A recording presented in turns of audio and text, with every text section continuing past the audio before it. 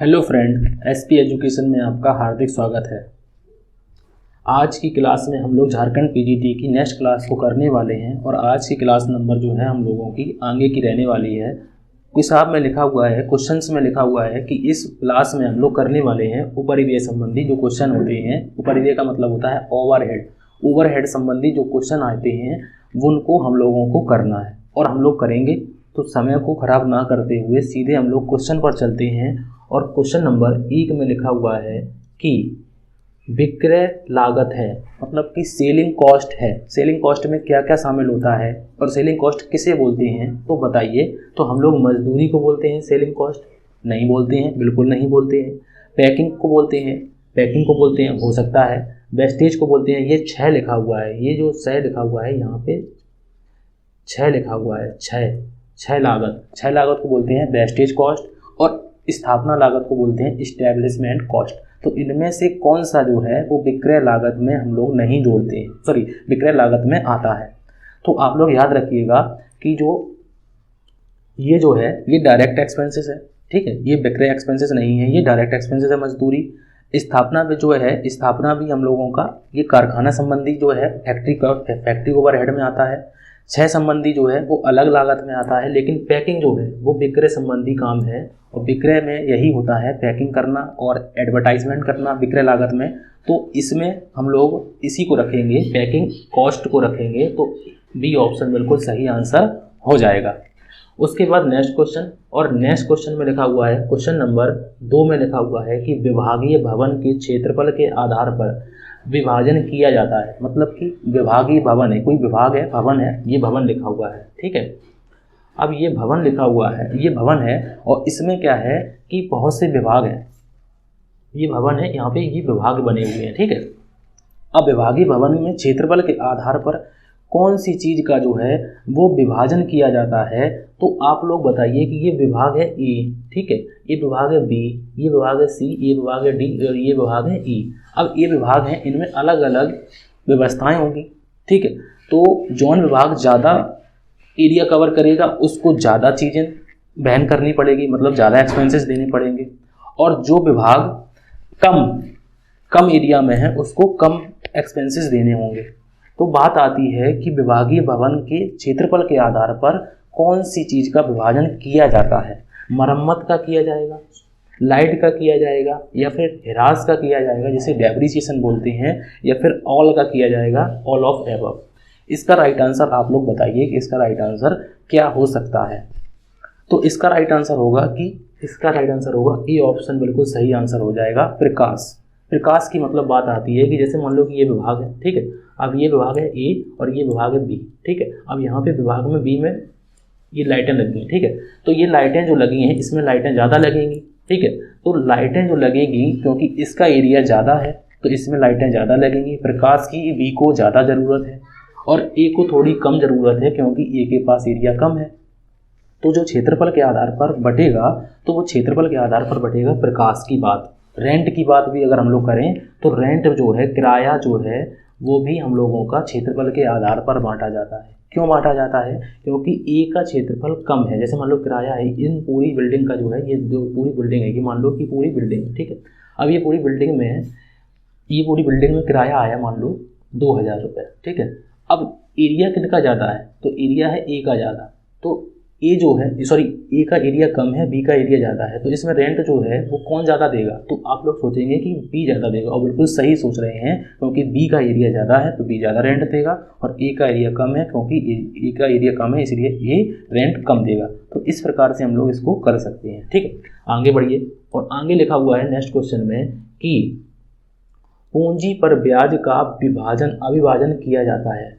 कि पूंजी पर ब्याज का अविभाजन किया जाता है। इंग्लिश में भी क्वेश्चन लिखा हुआ है, इसको आप लोग देख सकते हैं, दोनों बोथ लैंग्वेज में लिखा हुआ है। तो पूंजी पर ब्याज का अविभाजन किया जाता है विभाग के भवन व प्लाट के मूल्यों के प्रतिशत के अनुपात के आधार पर, ठीक है। विभाग भवन के क्षेत्रफल के आधार पर, तकनीकी अनुमान द्वारा, या फिर उपरोक्त सभी के द्वारा। इसका राइट आंसर बताना है कि पूंजी पर ब्याज का जो है बांटा जाता है, पूंजी पर ब्याज जो बांटा जाता है उसको हम लोग किस आधार पर बांटते हैं, ठीक है। तो पूंजी पर ब्याज जो बांटते हैं विभाग के भवन वह प्लाट के मूल्यों के प्रतिशत या अनुपात के आधार पर। तो ये क्वेश्चन इसका आंसर है, तीसरे का आंसर है ए ऑप्शन बिल्कुल सही आंसर हो जाएगा। उसके बाद नेक्स्ट क्वेश्चन, और नेक्स्ट क्वेश्चन में लिखा हुआ है, क्वेश्चन नंबर 4 में लिखा हुआ है कि तकनीकी अनुमान द्वारा अविभाजन किया जाता है। मतलब कि तकनीकी अनुमान द्वारा हम लोग किसका विभाजन करते हैं, किसका बंटवारा करते हैं तकनीकी के द्वारा।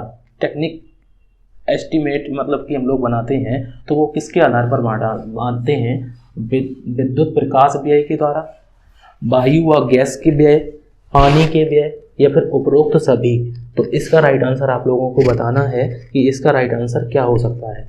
तो तकनीकी के द्वारा हम लोग बात करें तो तकनीकी द्वारा ये सारे के सारे व्यय जो हैं उनका बंटवारा इसी आधार पर किया जाता है, तकनीक के आधार पर। तो डी ऑप्शन बिल्कुल सही आंसर हो जाएगा। उसके बाद नेक्स्ट क्वेश्चन, और नेक्स्ट क्वेश्चन में लिखा हुआ है, क्वेश्चन नंबर 5 में लिखा हुआ है कि अंतर्विभागीय अविभाजन पद्धति के भाग हैं। अंतर्विभागीय अविभाजन पद्धति के विभाग हैं युगपद समीकरण विधि। युगपद समीकरण विधि जब हम लोग डिटेल में क्लास को करेंगे तो ये सारी की सारी क्लास आप लोगों को बिल्कुल डिटेल में मिलेंगी और इनके न्यूमेरिकल के साथ में मिलेंगी। बस आप लोगों को एसपी एजुकेशन को सब्सक्राइब करना है और वीडियो को लाइक करते रहना है। मूल लागत पद्धति है यहाँ पे, तो ये लिखा हुआ है मूल नहीं है, ये मूल लागत पद्धति है। प्रत्यक्ष सामग्री लागत विधि या फिर मशीन घंटा दर विधि। तो अंतर्विभागीय अविभाजन विभाग की एक पद्धति के विभाग हैं।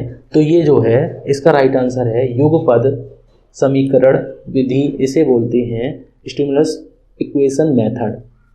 नेक्स्ट क्वेश्चन, और नेक्स्ट क्वेश्चन में लिखा हुआ है कि संचालन का पारिश्रमिक एवं व्यय भाग बनता है।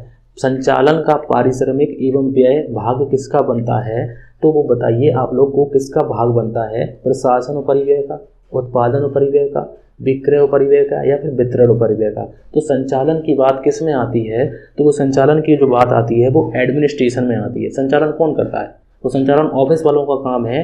तो इसमें जो व्यय होंगे तो वो एडमिनिस्ट्रेशन का पार्ट होगा। तो ए ऑप्शन बिल्कुल सही आंसर हो जाएगा। उसके बाद नेक्स्ट क्वेश्चन, और नेक्स्ट क्वेश्चन में लिखा हुआ है, क्वेश्चन नंबर 7 में लिखा हुआ है कि निम्नलिखित में से कारखाना उपरिव्ययों के अवशोषण की कौन सी पद्धति वैज्ञानिक एवं सही है। निम्नलिखित में से कौन से उपरिव्यय के अवशोषण की कौन सी पद्धति वैज्ञानिक एवं सही है। प्रत्यक्ष मजदूरी पर प्रतिशत, प्रत्यक्ष सामग्री पर प्रतिशत, मूल लागत पर प्रतिशत, या फिर प्रत्यक्ष श्रम घंटा दर वृद्धि।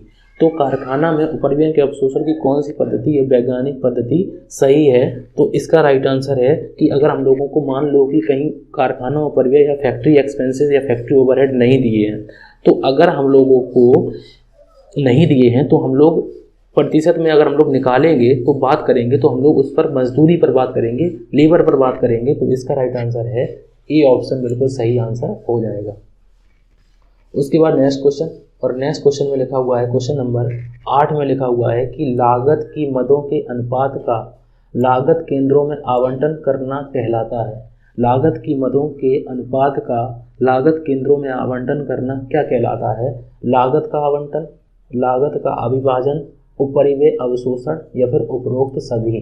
तो इसका राइट आंसर क्या होगा, तो इसका राइट आंसर होगा लागत का आवंटन। ए ऑप्शन बिल्कुल सही आंसर हो जाएगा, कॉस्ट एलोकेशन। नेक्स्ट क्वेश्चन, और नेक्स्ट क्वेश्चन में लिखा हुआ है, क्वेश्चन नंबर 9 में लिखा हुआ है कि उपरिव्यय दर है, वास्तविक दर है, प्रमापित दर है, पूर्व निर्धारित दर है, या फिर उपरोक्त सभी है। तो overhead rate or actual rate, predetermined rate, या फिर स्टैंडर्ड रेट, या फिर ऑल ऑफ एबव। तो इसका राइट आंसर होगा कि ऑल ऑफ एबव, मतलब कि उपरोक्त सभी की बात है। उपरिव्यय दर जो है वो उपरोक्त सभी है। तो इसका राइट आंसर होगा डी ऑप्शन बिल्कुल सही आंसर हो जाएगा। उसके बाद नेक्स्ट क्वेश्चन, और नेक्स्ट क्वेश्चन में लिखा हुआ है, क्वेश्चन नंबर 10 में लिखा हुआ है कि उपरिव्ययों के अवशोषण की पद्धति है। उपरिव्ययों के अवशोषण की कौन सी पद्धति है। प्रमापित पद्धति, वास्तविक पद्धति, मूल लागत पद्धति, या फिर उपरोक्त सभी। तो इसका राइट आंसर क्या होगा कि method of absorption of overhead is standard method, actual method, prime cost method या फिर ऑल ऑफ एबव। तो इसका राइट आंसर होगा हम लोगों का सी ऑप्शन, मूल लागत पद्धति। तो इसका राइट आंसर होगा सी ऑप्शन, बिल्कुल सही आंसर हो जाएगा। उसके बाद नेक्स्ट क्वेश्चन, और नेक्स्ट क्वेश्चन में लिखा हुआ है क्वेश्चन नंबर 11 में लिखा हुआ है कि फोरमैन का वेतन है, फोरमैन का वेतन है, फोरमैन सैलरी इज उत्पादन लागत, कारखाना लागत या फिर वितरण लागत या फिर उपरोक्त सभी। फोरमैन का वेतन हम लोग किस में देते हैं, तो फोरमैन सैलरी को हम लोग किस में देंगे, तो ये आंसर क्वेश्चन में लिखा हुआ है कि उत्पादन लागत में देंगे, कारखाना और परिवहन में देंगे, वितरण लागत में देंगे या फिर उपरोक्त सभी में देंगे। तो 11वें नंबर का जो आंसर है तो है फोरमैन कहाँ लगाए जाते हैं, कारखाने में, और कारखाने ओवरहेड के अंतर्गत फोरमैन की सैलरी आएगी। क्वेश्चन नंबर 12 में लिखा हुआ है कि उपभोग स्टोर्स हैं, उपभोग स्टोर्स कैसे हैं, प्रशासनिक उपरिव्यय हैं, वितरण उपरिव्यय हैं, कारखाना उपरिव्यय हैं या फिर उपरोक्त में से कोई नहीं। तो इसका राइट आंसर होगा कि सी ऑप्शन बिल्कुल सही आंसर हो जाएगा कि उपभोग स्टोर्स जो हैं उनको हम लोग यूज़ करते हैं, तो ये जो है वो कारखाना उपरिव्यय के अंतर्गत आएगा। उसके बाद नेक्स्ट क्वेश्चन, और नेक्स्ट क्वेश्चन में लिखा हुआ है क्वेश्चन नंबर 13 में लिखा हुआ है कि जब वास्तविक उपरिव्यय अवशोषित उपरिव्ययों से अधिक होते हैं तो इसे निम्न रूप में जाना जाता है। तो अधि अवशोषण कहते हैं, अवशोषण कहते हैं, अनुविभाजन कहते हैं, उपरोक्त में से कोई नहीं कहते हैं। तो इसका राइट आंसर आप लोगों को बताना है कि 13वें नंबर का क्वेश्चन का आंसर क्या होगा कि जब वास्तविक उपरिव्यय अवशोषित उपरिव्यय से अधिक होते हैं तो इसे निम्न रूप में जाना जाता है। तो इसका राइट आंसर होगा कि उपरोक्त में से कोई नहीं, इसका राइट आंसर हो जाएगा क्योंकि इनमें से कोई जो है नहीं लिखा हुआ है। उसके बाद नेक्स्ट क्वेश्चन, और नेक्स्ट क्वेश्चन में है कि 14 नंबर क्वेश्चन में लिखा हुआ है कर्मचारी विभाग की लागत विभिन्न विभागों में निम्न के आधार पर अनुवादित की जाती है। कर्मचारी विभाग की जो है लागत वो विभिन्न विभागों में निम्न आधार पर बांटी जाती है। तो उसे किस आधार पर बांटते हैं, कर्मचारियों की संख्या के आधार पर, कर्मचारियों के वेतन के आधार पर, कर्मचारी विभाग की लागत के आधार पर, उपरोक्त में से कोई नहीं। तो इसका राइट आंसर क्या होगा, तो इसका राइट आंसर होगा कर्मचारियों की संख्या के आधार पर कर्मचारी विभाग की लागत का बंटवारा किया जाता है। उसके बाद नेक्स्ट क्वेश्चन, और नेक्स्ट क्वेश्चन में लिखा हुआ है क्वेश्चन नंबर 15 में लिखा हुआ है कि स्थल क्षेत्र का उपयोग के बंटवारे के लिए एक आधार के रूप में हो सकता है। तो स्थल क्षेत्र की बात आएगी, और हम लोगों ने अभी ऊपर बात की हुई है कि स्थल क्षेत्र के संबंधित जो बात आती है उसको किराया एवं दर बोलते हैं, भवन बीमा बोलते हैं, प्रकाश बोलते हैं या फिर उपरोक्त सभी। तो ये सभी चीज़ें जो हैं वो स्थल क्षेत्र के अंतर्गत आती हैं, क्योंकि एरिया के हिसाब से अगर कोई चीज़ का बंटवारा किया जाता है तो वो किराया और रेट्स का भी बंटवारा किया जाता है, भवन के बीमा का भी बंटवारा किया जाता है, कितने का आप लोगों का भवन है, कितने स्क्वायर फीट का है, तो इस प्रकार से उनका बीमा जो किया जाएगा इस बात पर भी किया जाएगा कि उसका एरिया कितना है। प्रकाश में लाइटिंग की व्यवस्था भी की जाएगी तो एरिया के हिसाब से की जाएगी। तो जो बंटवारे आएंगे, ये जो एक्सपेंसेस आएंगे और इनका बंटवारा करेंगे हम लोग, तो ये जो बंटवारा करेंगे वो क्षेत्र के आधार पर करेंगे कि स्क्वायर फीट कितने हैं, ठीक है। उसके बाद नेक्स्ट नंबर में लिखा हुआ है क्वेश्चन नंबर लास्ट में, और आज का हम लोगों का आखिरी क्वेश्चन लिखा हुआ है कि उपरिव्यय का अल्प अति अवशोषण न्यूनतम होगा जबकि उपरिव्यय की दरें आधारित होती हैं या फिर आधारित हैं अधिकतम क्षमता पर, व्यवहारिक क्षमता पर, सामान्य क्षमता पर या फिर अधिक क्षमता पर। तो इसका राइट आंसर आप लोगों को बताना है कि इसका राइट आंसर क्या हो सकता है। तो उपरिव्यय का अल्प या फिर अति अवशोषण न्यूनतम होगा जबकि उपरिव्यय की दर आधारित होती हैं। तो ये ऑप्शन जो लिखा हुआ है तो ये बी ऑप्शन बिल्कुल सही आंसर हो जाएगा क्योंकि वो व्यवहारिक क्षमता पर आधारित होती हैं।